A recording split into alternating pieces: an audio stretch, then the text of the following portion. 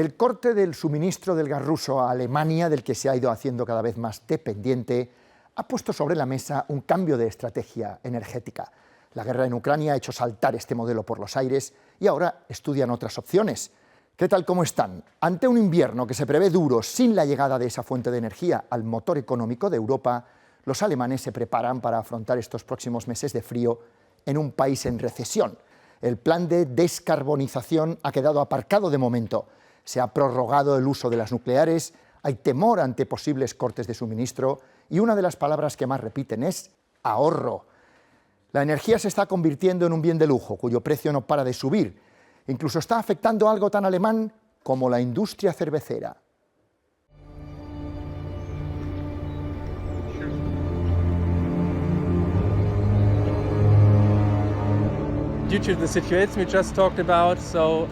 Ante la posibilidad de quedarnos sin gas, tuvimos la idea de continuar operando la central de carbón.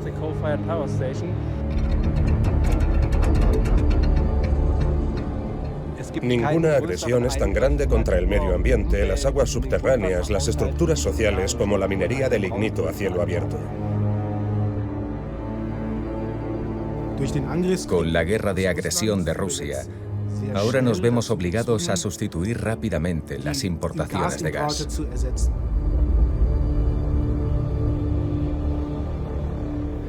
Este invierno nos encontramos en una situación muy grave. Los hogares con calefacciones de gas o gasóleo, sobre todo de gas, están sufriendo mucho. No todas las personas podrán protegerse por sí solas ante estos precios. El año pasado, por ejemplo, en Navidad hubo como 10-12 días que estábamos a menos 18. O sea, tú te imaginas menos 18 fuera. O sea que sí, el invierno a mí me da pavor, pavor, pavor.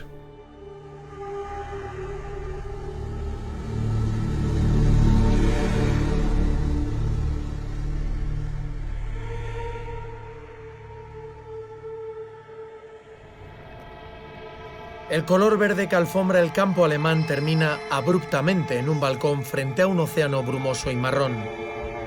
Sombrillas y tumbonas metálicas pretenden invitar al visitante a que se asome a una escena que parece de otro mundo, la mina a cielo abierto de Hambach. Un agujero que desciende más allá del nivel del mar y que tiene un área de operación de 457 kilómetros cuadrados en Renania del Norte, el estado federado más poblado de Alemania. El carbón aquí en Renania está a profundidades de hasta 400 metros. Para llegar hasta él hay que devastar todo: los bosques, los asentamientos humanos, los terrenos agrícolas y la superficie de cultivo. Las excavadoras más grandes del planeta trabajan sin descanso. Máquinas con la altura de un edificio de 35 pisos y 13.000 toneladas de peso que buscan lignito. Un tipo de carbón poco eficiente pero muy abundante en Alemania, que el país explota desde hace más de un siglo.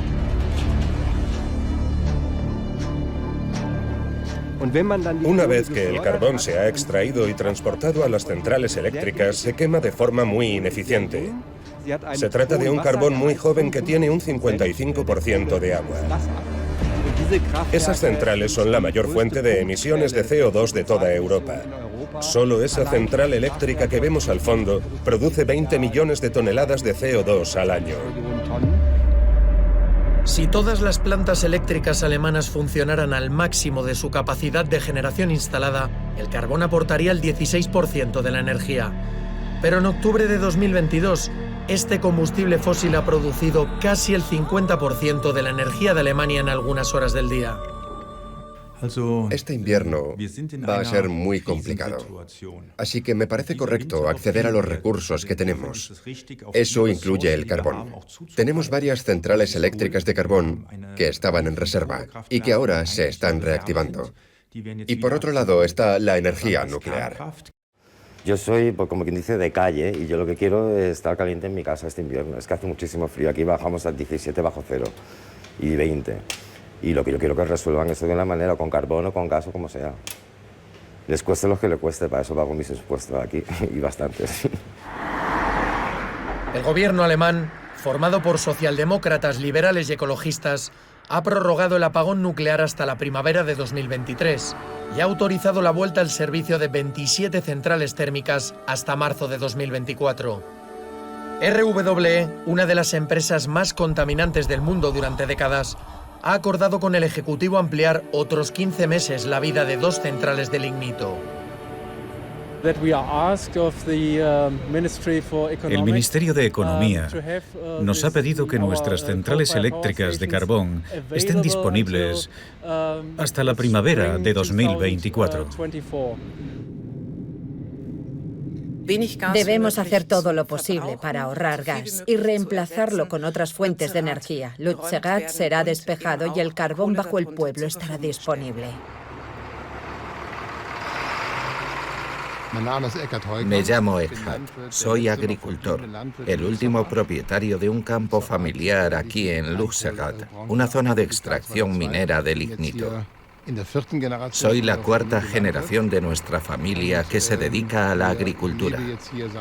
Vivo aquí desde 1967. Y es exactamente este lugar el que se supone que va a desaparecer, que va a ser dragado y desmantelado en los próximos 6 meses.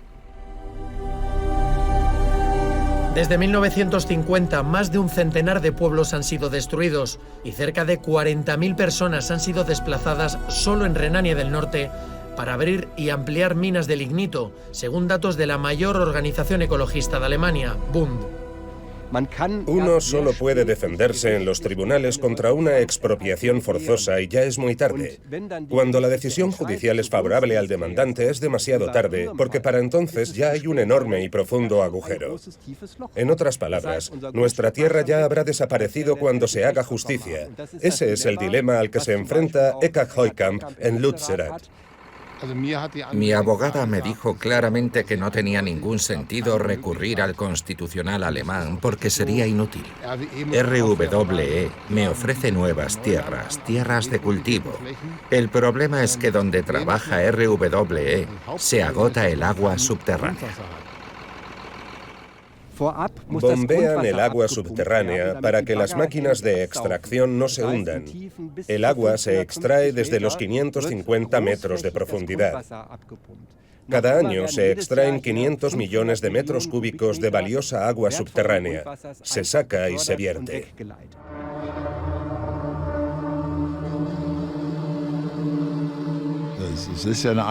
La mina es un tema político. Ellos sabrán si quieren seguir trabajando con energía atómica, con el carbón de las minas. Yo pienso que es un sinsentido cerrar estas fuentes de energía mientras aparece una alternativa. La casa de Lota, en Nuevo Mannheim, levantada con las compensaciones de la empresa minera, señala dónde está el viejo pueblo, sentenciado, pero aún en pie. Allí, a 4 kilómetros, la maquinaria toma posiciones cerca de la iglesia, tapiada y con las agujas de su campanario detenidas en el tiempo. Fue el gobierno federal y el gobierno estatal de Westfalia los que han dicho que Hambach, esta mina de carbón a cielo abierto, seguirá funcionando. Nosotros tuvimos que elegir entre 5 posibles nuevas ubicaciones. Se ha impuesto esta necesidad de convertir a Alemania en neutral en cuanto a emisiones de dióxido de carbono, y no estamos preparados. Dependemos exclusivamente de Rusia. Todos estamos pagando esa factura y el clima también está pagando esa factura. Hay un extraño debate sobre el renacimiento de las centrales nucleares. Las centrales eléctricas de lignito y hulla funcionan a pleno rendimiento. Todo lo que creíamos superado se reactiva. Es una situación muy difícil para nosotros como ecologistas, que esperamos que todo sea desmantelado. Estaremos muy pendientes. Como contrapartida a esta terapia de choque fósil para garantizar el suministro, el gobierno alemán y RWE han acordado adelantar el fin del uso del lignito de 2038 a 2030. Según la eléctrica, eso salvará 5 pueblos y evitará la emisión de 280 millones de toneladas de CO2 a la atmósfera.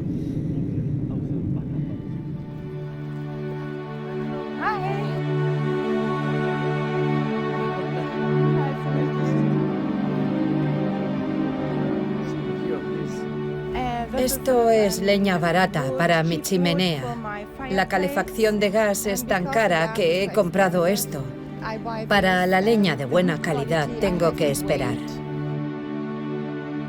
No sabemos si nos llegará la leña buena, porque hay mucha gente en lista de espera. Llevará meses. El gas se ha convertido en algo extremadamente caro. Es porque estamos sustituyendo el gas ruso por importaciones de gas licuado. Y por supuesto, no está claro que haya suficiente gas disponible durante todo el invierno. Solo estamos produciendo con gas si es rentable a corto plazo. Y quiero decir, a menudo somos en cierto modo la última Coca-Cola en el desierto. Así que la gente tiene que pagar el precio que sea para que nosotros podamos pagar el gas.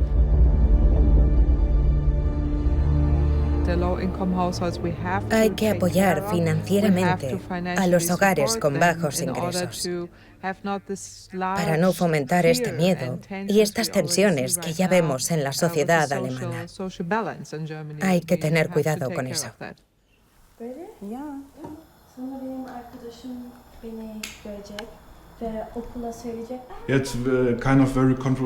Es un tema muy controvertido todo lo relacionado con la energía. El problema es lo que la mayoría piensa de los políticos, que ellos tienen más dinero y que esta crisis no les afecta tanto como a la gente normal. Tengo que trabajar 12 horas cada día y ya no puedo trabajar 8 horas. Es muy duro, porque vivo aquí con mis 5 hijos. Soy comadrona. En mi trabajo, las mujeres, muchas mujeres, apagan el gas. No lo utilizan porque es demasiado caro y entonces hace mucho frío para los bebés. Otras mujeres dicen, no, yo voy a encender la calefacción porque mi bebé es muy importante para mí, pero no sé cómo voy a pagar esto. La escuela ya no nos permite enchufar nuestros objetos personales. El iPad, por ejemplo. Antes de que los precios subieran, siempre podíamos conectarlos cuando tenían la batería baja. Pero eso se ha acabado. A veces tampoco podemos usar agua caliente en las duchas, por ejemplo. Tenemos que ahorrar energía y no es como antes, que te duchabas durante el tiempo que quisieras. En septiembre de 2022, la tasa de inflación en Alemania escaló hasta el 10%, un nivel desconocido en los últimos 70 años. Vamos rápidamente hacia una recesión y una alta inflación, o sea, estanflación. Ahora mismo parece que el mercado laboral está bien, pero creo que en invierno algunas empresas saldrán del mercado. Será entonces cuando veamos más personas paradas.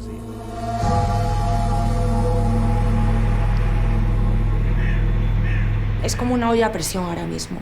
Se ve como a la gente como muy descontenta, Los alemanes normalmente no se suelen quejar en público, pero últimamente ya se empieza a oír a la gente hablar, hacer comentarios, es decir, yo creo que la gente está empezando a cansarse de esta situación, porque Alemania es un país que es un motor económico y en los últimos años pues todo iba muy bien y ahora las cosas están... Sí, como que se ven de repente protagonistas de una cosa que siempre ha sido de los otros, ¿no? Era como, bueno, pero esto no pasa en Alemania. Oye, una cosa... Silvia y Marta se dedican al marketing en la empresa alemana Idealo. Llevan una década viviendo en Berlín. Cuando tienen que teletrabajar, alternan sus respectivas casas para ahorrar gastos. Por una parte, hacernos compañía y por otro lado, pues podemos cubrir gastos, porque unos días viene Silvia a mi casa, otros días puedo ir yo a su casa. Con la nueva subida del gas y de la electricidad, estoy pagando entre las dos cosas 210 euros. Entonces yo he pasado de pagar 80 entre las dos cosas a pagar luego 110, 115 a pagar 210. Y eso para una persona sola es un gasto un poco inasumible, en realidad, porque yo no cobro 200 euros más al mes, netos, ¿sabes?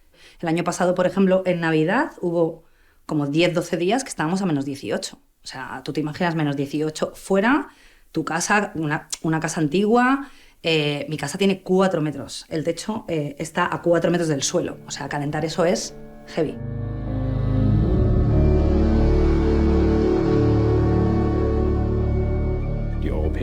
La normativa europea estipula que hay clientes protegidos, es decir, consumidores privados, escuelas, universidades, hospitales y residencias de ancianos. Estos clientes están especialmente protegidos y tienen prioridad sobre los no protegidos, es decir, el sector comercial e industrial, los grandes consumidores del sector comercial e industrial. La Agencia Federal de Redes tendría entonces que ordenar la reducción del consumo de gas en ese lugar. Eso iría acompañado de graves daños. Sería completamente inevitable. En este sentido, la Agencia Federal de Redes solo podría tomar la decisión menos mala en semejante situación. Fábricas y rascacielos. Desde la torre que alberga la sede de la Bundesnetzagentur, la Agencia Federal de Redes en Bonn, se puede observar el paisaje donde se cocina la prosperidad alemana. Aquí se decide cuándo y a quién se le cortaría el gas si se llega a una situación de racionamiento. Si toda tu línea de producción en, no sé, la industria del vidrio o del cemento o del acero funciona con gas, no puedes construir una nueva fábrica o una nueva planta de la noche a la mañana. La poderosa industria química alemana sería una de las más afectadas si se acaba el gas. El parque químico de la empresa Evonik en Mal, Renania del Norte, es tan grande que tiene sus propias centrales eléctricas para alimentarse. Allí trabajan 10.000 personas entre un mar de tuberías de 6 kilómetros cuadrados con 100 kilómetros de vías férreas.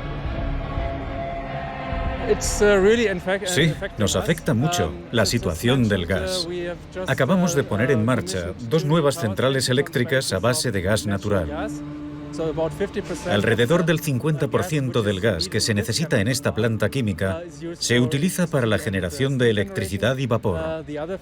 El otro 50% se usa para la producción de productos químicos. En ese caso es materia prima. Y como materia prima, es muy difícil ahorrar gas. Es más sencillo economizar a la hora de producir electricidad. Así que somos capaces de suministrar esta parte química indistintamente con gas licuado del petróleo y carbón, sin gas natural. Somos independientes del gas natural. La ciudad de Wuppertal alberga el tren suspendido más antiguo del mundo. A finales del siglo XIX la urbe crecía tan deprisa que ya no había espacio para tender vías. Así que a los ingenieros alemanes se les ocurrió que un tren sobrevolara la localidad entre los edificios a 12 metros de altura, siguiendo el curso del río. Varias décadas antes de su puesta en marcha, una pequeña empresa de tintes para la industria textil nació en lo que hoy es uno de los distritos de la ciudad. Su nombre, Bayer. El tren de Wuppertal pasa junto a la planta de la multinacional química y farmacéutica, que hoy tiene 100.000 empleados en todo el mundo. La empresa nos dice por correo electrónico que necesita acceso a fuentes de energía estables y a precios razonables, por lo que desde el comienzo de la guerra en Ucrania trabaja en reducir su dependencia del gas natural. Para finales de año, asegura un portavoz, estarán preparados para operar a pesar de un potencial corte del suministro de gas.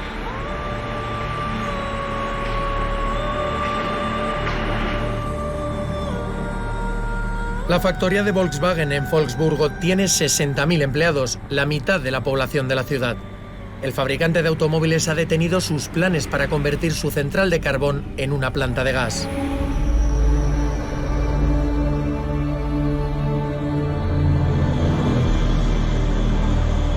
$40.000 personas trabajan en la sede de BASF en Ludwigshafen.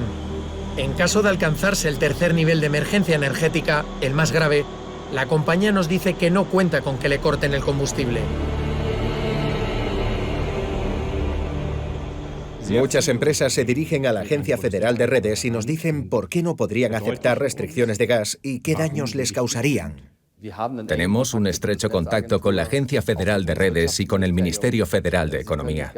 No se puede imaginar cuántas industrias han declarado: somos importantes, somos relevantes, necesitamos imperativamente el gas. Nosotros no hemos participado en esa carrera deliberada.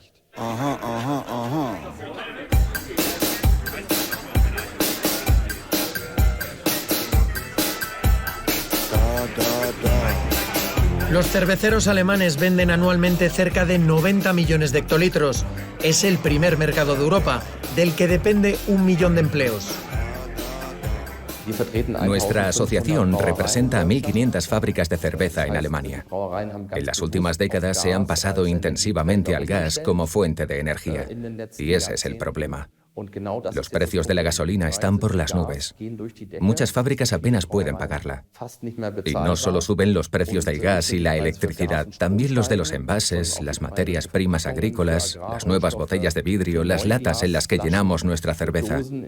Todos estos costes están aumentando dramáticamente. Una situación muy triste, porque se trata de empresas de sexta, séptima u octava generación, empresas que han existido durante siglos, que sobrevivieron a la Primera Guerra Mundial y a la Segunda Guerra Mundial, que sobrevivieron a aquella inflación, a las reformas monetarias, a la división alemana y que no sobrevivirán ahora a la crisis. Estamos reemplazando el volumen de gas ruso que nos falta, porque Rusia no lo está entregando violando los contratos. Los estamos sustituyendo por volúmenes a precios mucho más altos en el mercado mundial. Gas de Noruega, Países Bajos y, sobre todo, gas natural licuado. El gobierno alemán ha anunciado la construcción urgente de 4 regasificadoras de gas natural licuado en puertos del Mar del Norte y la costa báltica para poder recibir gas de barcos metaneros. Realmente tenemos que consumir menos. Si el invierno es muy frío, será muy difícil y podríamos tener escasez para el siguiente invierno. Y luego tenemos otro invierno en el 23-24. Statkraft es una eléctrica estatal noruega que opera 3.000 megavatios en Alemania. El año pasado comercializaron el 15% de toda la energía eólica en un país donde es difícil no ver molinos en el horizonte. En el camino a uno de ellos encontramos a Siegfried.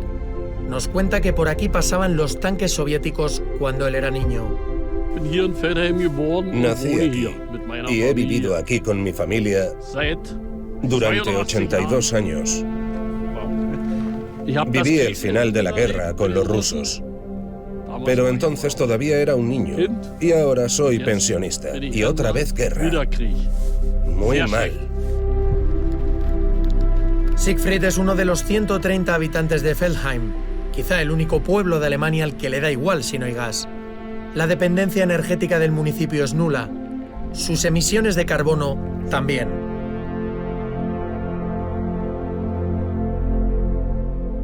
Hay una granja de lechones que necesitan mucho calor para crecer, que el suelo esté caliente. En la época de la RDA era complicado porque se hacía todo con carbón, lignito, con alfombras térmicas.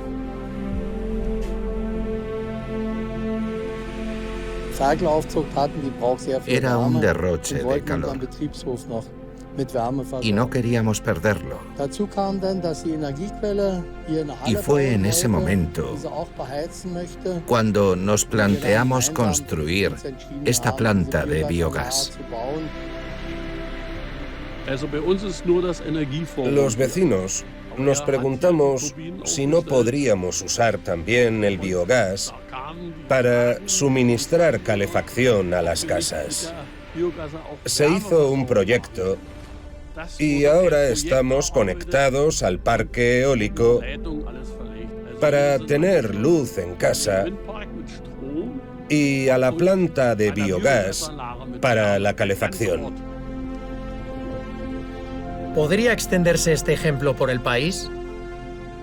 El biogás en particular se puede potenciar con las plantas que ya existen. Podría aumentar su producción en un 20% de forma inmediata. A través del carbón podemos asegurar el suministro de energía eléctrica a corto plazo, pero tenemos que asegurarnos de que la prolongación del carbón no ralentice el desarrollo de las fuentes de energía renovable. Por desgracia, las redes eléctricas no están desarrolladas en Alemania para que en cualquier momento o situación se pueda absorber la energía eléctrica producida. Siempre se tiene que perder una cantidad. En 2021 se desperdiciaron 5,8 teravatios horas simplemente porque no se pudieron introducir en la red eléctrica. No había capacidad de absorción. Es decir, Alemania tiró a la basura electricidad procedente de fuentes renovables equivalente al consumo de 2 millones de hogares durante un año. Cuando nosotros estudiábamos, tenemos que la temperatura de confort son 21 grados. Y entonces es algo que se puede mantener todo el año. El tema es que pues todo el año el exterior no es igual. Y es que en invierno la calefacción tú ibas y la gente estaba en pantalones cortos. Sí. Elena y Alejandro fundaron un estudio de arquitectura en Berlín hace 5 años. Realmente Alemania construye bien. Los Altbaus, que son edificios antiguos, son construcciones bastante sólidas. Cierto, y luego bueno, están los que llaman Neubau, más en concreto los Plattenbau, que son edificios pues, construidos en el último siglo, vamos a decir de alguna manera, bueno, 60, 70. Sobre todo de los 60, 70, que esos son quizá los que más problemas tienen. La mayoría de nuestros clientes de repente como que tienen un especial interés en todo el tema energético, cosa que antes igual no... Nosotros siempre... no se planteaban tanto, pero claro, nosotros les intentábamos empujar a ello y ahora de repente son ellos los que te preguntan. Ahora lo que nos está pasando este año, aparte bueno, de que el tipo de interés ha subido un montón por la inflación, es que nos resulta también muy difícil establecer los precios de la construcción. Nosotros siempre, al final, como de cada fase en cada proyecto, bueno, como cualquier estudio de arquitectura, haces tu previsión, ¿no? Haces tu estimación de costes, ver qué proyecto siempre está pues, en los rangos que se han establecido en un principio. Y claro, pues eso para nosotros ahora es muy difícil, porque el precio de la madera ha subido un 300%, el precio del acero, bueno, el acero es que hay escasez de acero. Sí. En la madrugada del 26 de septiembre de 2022 comenzaron a registrarse explosiones submarinas en los gasoductos Nord Stream 1 y 2, que provocaron varias fugas en aguas internacionales, dentro de las zonas económicas de Suecia y Dinamarca. En ese momento hacía semanas que Rusia había cortado el flujo de gas por el Nord Stream 1. El Nord Stream 2 nunca llegó a entrar en funcionamiento porque el canciller Olaf Scholz había suspendido su certificación. Lo hizo cuando el Kremlin reconoció como independientes los territorios ucranianos de Donetsk y Lugansk en febrero de 2022. 3 días después, Rusia invadió Ucrania.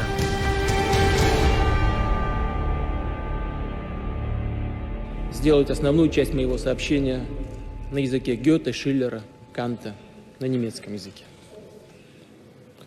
Russland ist ein freundliches europäisches Land. Für unser Land, das ein Jahrhundert von Kriegskatastrophen durchgemacht hat, ist der stabile Frieden auf dem Kontinent das Hauptziel. Heutzutage ist Deutschland ein wichtigster Wirtschaftspartner von Russland, unser bedeutsamster Gläubiger, einer der Hauptinvestoren, maßgebender außenpolitischer Gesprächspartner. Schlägt unter allem das starke, lebendige Herz Russlands, welches für vollwertige Zusammenarbeit und Partnerschaft geöffnet ist. Ich bedanke mich. 4 años después de un histórico discurso que puso en pie a los diputados del Bundestag, el canciller Gerhard Schröder y Vladimir Putin firmaban en Berlín el proyecto para impulsar el Nord Stream. El 22 de noviembre de 2005, el socialdemócrata Schröder abandonó la Cancillería tras perder las elecciones ante la democristiana Angela Merkel. A las 3 semanas, Schröder era el presidente del Comité de Accionistas de Nord Stream. Justo después de dejar el cargo como canciller, defiendes un proyecto político tan controvertido como Nord Stream y también defiendes, en última instancia, los intereses de una potencia no democrática en Europa. Pero había mucha gente que lo toleraba y lo pasaba por alto. También en su partido, en el SPD, Schröder seguía siendo hasta 2012-2013 un respetado protagonista de la campaña electoral y un invitado bienvenido. El 8 de noviembre de 2011, la canciller alemana Angela Merkel ocupaba el centro de la imagen junto a Dmitry Medvedev, formalmente el presidente ruso durante el paréntesis en el que Vladimir Putin ocupó el cargo de primer ministro. Escenificaban la entrada en servicio de la mayor infraestructura energética del continente.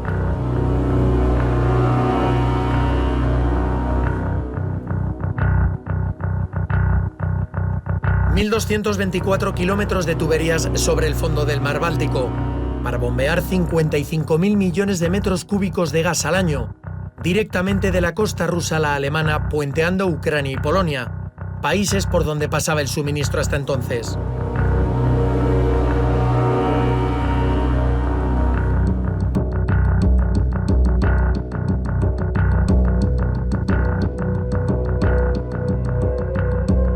Esta dependencia surgió con Schroeder, el Nord Stream y el negocio del gas, y luego Angela Merkel la continuó con el Nord Stream 2. Existe un sentimiento de culpa de Alemania hacia la Unión Soviética, y esta culpa siempre ha sido instrumentalizada políticamente. Esta deuda, si es que la hay, también debería haberla hacia Ucrania. En Ucrania, la Segunda Guerra Mundial fue mucho peor que en Rusia. Todo esto se utiliza para justificar la política actual, la política energética. Quieren darle un revestimiento moral, pero en realidad se trata de una política de intereses, como el gas barato para la industria alemana. La causa no la encontramos en la Segunda Guerra Mundial. Nord Stream es un consorcio de 5 empresas. La gasística estatal rusa Gazprom, propietaria del 51%, las alemanas E.ON y Wintershall, la neerlandesa Gasunie y la francesa Engie. Por eso estaban también en la foto François Fillon y Mark Rutte, primeros ministros de Francia y Países Bajos. En segundo plano aparecía el consejero delegado de Nord Stream, Matthias Warnisch, antiguo agente de la Stasi. Durante sus años en el servicio de inteligencia de Alemania del Este, trabaría amistad con un agente de la KGB destinado en Dresde entre 1985 y 1990, Vladimir Putin.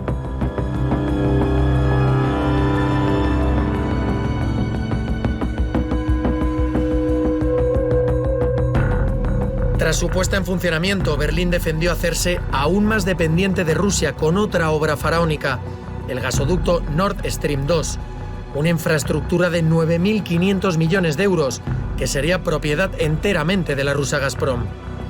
5 empresas europeas, entre ellas la primera gasística alemana, Uniper, firmaron acuerdos para financiar el proyecto en 2017.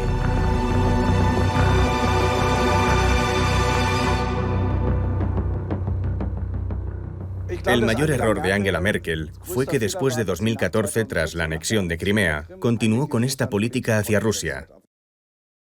Se cargó sobre nosotros una culpa porque también nos negamos a suministrar armas a Ucrania bajo el mandato de Merkel. No hemos contribuido a acabar con la guerra. La hemos financiado en parte mediante los elevadísimos pagos por energía a Rusia. Hemos financiado el rearme de Rusia. A todos nos sorprendió la guerra en la que Rusia se involucró. En el caso del gas también nos sorprendió, pero la fe en Rusia es un fenómeno alemán. Otros países nos advirtieron de ello.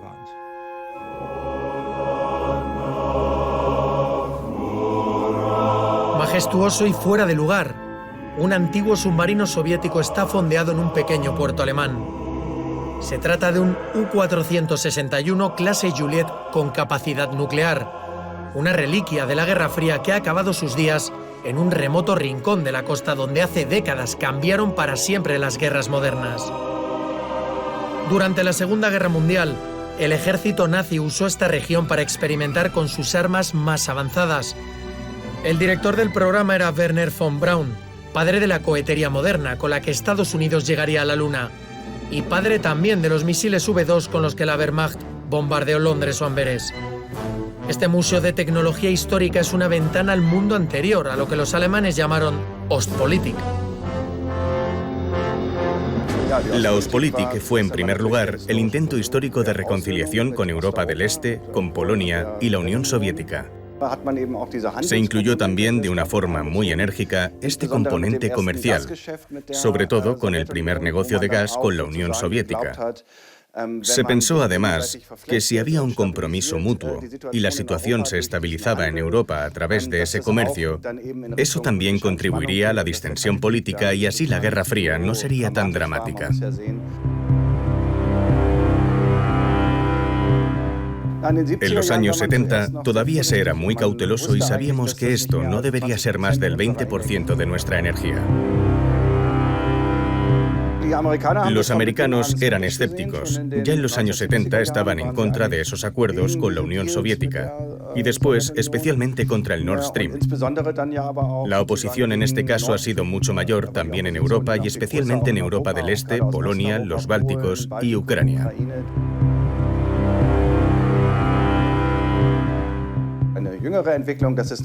El 30, el 40% de la energía alemana proviene de Rusia.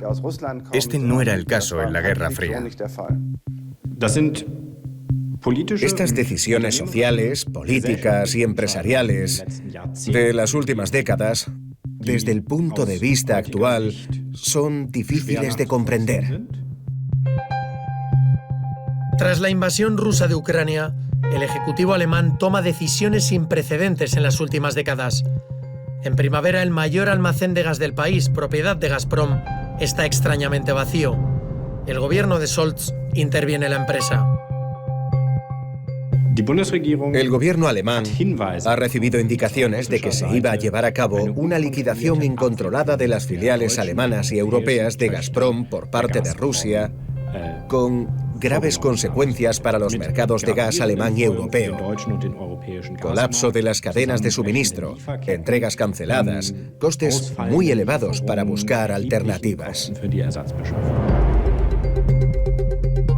En septiembre, el mayor importador europeo de gas ruso, Uniper, que tiene 12.000 empleados, se ve asfixiado por los precios al tener que buscar gas alternativo en el mercado internacional. ¿Usted cree que el gobierno va a intervenir Uniper? Hoy no puedo hablar de eso. El gobierno ruso lo rescata al día siguiente de esta entrevista. Y pone también bajo tutela de la Agencia Federal de Redes las instalaciones del grupo petrolero ruso Rosneft para asegurar el funcionamiento de las refinerías. Entre ellas PKC en Świt, junto a la frontera polaca. De esa factoría de propiedad rusa depende gran parte del petróleo y combustible para Berlín capital. Rusia está utilizando el suministro de gas aquí como un arma. Rusia quiere golpearnos en Alemania y en Europa. Rusia quiere dividirnos, quiere provocar disturbios entre nosotros. Wenn wir auf das Russland von heute schauen, dann ist eben kein Platz für alte Träume. Unsere Länder stehen heute gegeneinander. ¿Quiénes fueron los responsables de la toma de decisiones que impulsaron esos gasoductos Nord Stream con tanta fuerza? ¿Quién fue el responsable de que los depósitos de gas alemanes y las refinerías de petróleo se vendieran a Rusia? Necesito tener muchos clientes para sobrevivir. Y ahora me pregunto, ¿cómo es posible que gente muy inteligente, como se supone que son los políticos,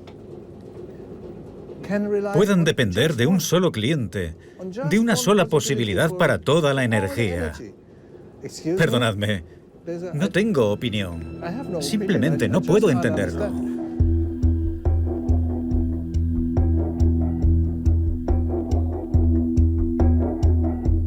Jens avista la reserva natural de Lanken desde su viejo barco turístico. Detrás está Lubmin, donde continúa el caparazón de la que fue la central nuclear más grande de la Alemania del Este, que lleva en desmantelamiento desde la reunificación. Muy cerca, un camino desolado conduce hasta una playa donde un cartel impide el paso. Detrás, los árboles rodean la zona donde los tubos del Nord Stream llegan a suelo alemán. Son pilares de una política energética que el gobierno federal quiere dejar atrás. El ayuntamiento de Lubmin lo ve de otra forma. En un comunicado en su página web, revela que 1/3 de todos los ingresos por impuesto de sociedades del municipio proceden del Nord Stream.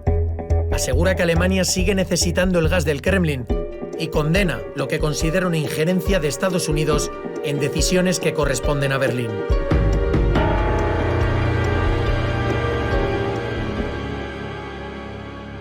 Prescindir realmente no podemos, es que no te dependemos realmente de ello. Como quien dice, Rusia está enfrente.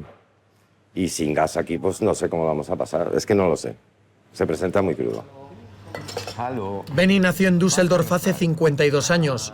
Su padre, alemán, y su madre, española, se conocieron en Torremolinos. Trabaja en un hotel en Greifswald, habitual destino de jubilados alemanes en la costa báltica.